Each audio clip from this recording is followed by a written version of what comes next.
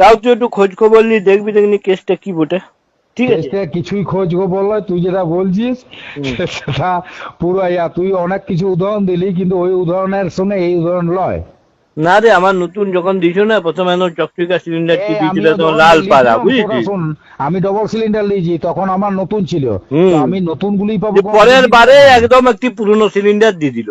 আমি তো পুরনো পাচ্ছি। আমার আমি যদি মোটর সাইকেলে তেল ভর্তি যাই, আমার মোটর সাইকেলটা পাল্টাই দিবেন? বলছিস তুই জিনিসটা বুঝতে পারছিস না, ওই সিলিন্ডারে যখনই তুই নিবি, আমার টর্চে যদি আমি ব্যাটারি পাল্টা যাই, ওইটা আলাদা জিনিস, তুই বললেও তুই বুঝতে পারবি, ওইটা আলাদা জিনিস।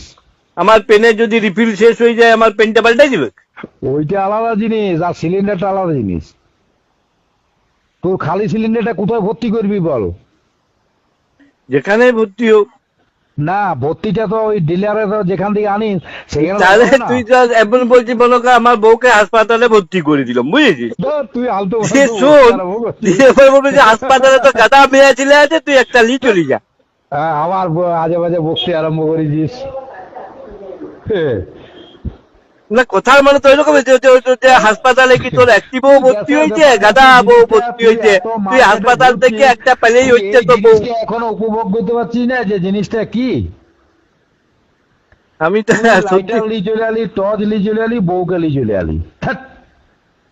কথার মানে তুই বল, মনে কর হাসপাতালে গাদা ভর্তি হইয়া আছে, বুঝলি? শিক্ষিত ছেলে হয়ে তুই বুঝতে পারছিস না?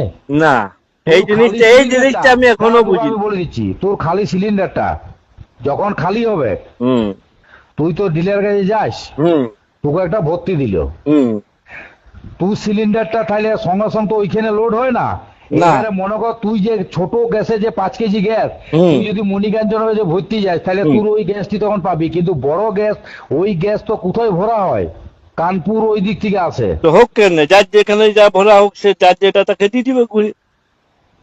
তোকে আর পারলাম না, তুই আরো 5টা লোক আমি আর বুঝাতে পারলেও নাই, তুই অন্য লোকের সঙ্গে বুঝি নিবি। ঠিক আছে, কালকে ডকুমেন্টস গুলো দিয়ে দিবি বাবলাকে। ঠিক আছে। ঠিক আছে।